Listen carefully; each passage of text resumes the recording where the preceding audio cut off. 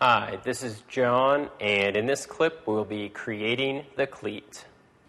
Our cleat piece is going to be running underneath our top slats, and that's what we're going to be screwing those top slats to. Here's another view of that cleat.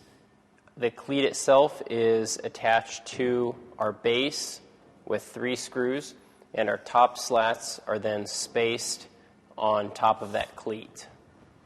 Now you'll notice that this is piece K, and if we take a look at our material list, piece K, we're going to need 2 of those, 1 for each side, and those are going to be 1.5 inches wide by 19.25 inches long.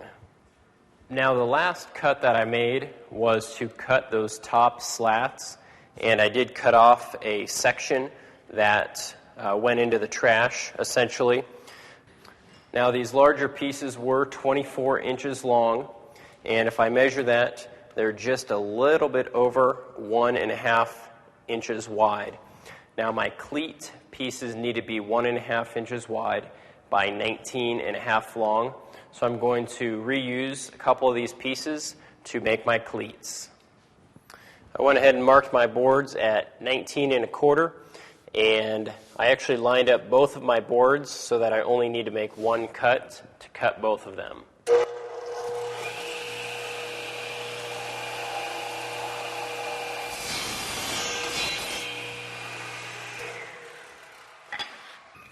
After that, I need to set the table saw to 1.5 inches. And I'm going to run my boards through just to trim them down to exactly 1.5 inches.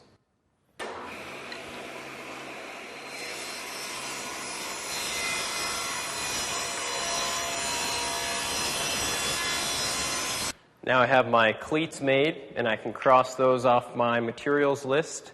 And I saved a little bit of lumber by reusing some of my scrap.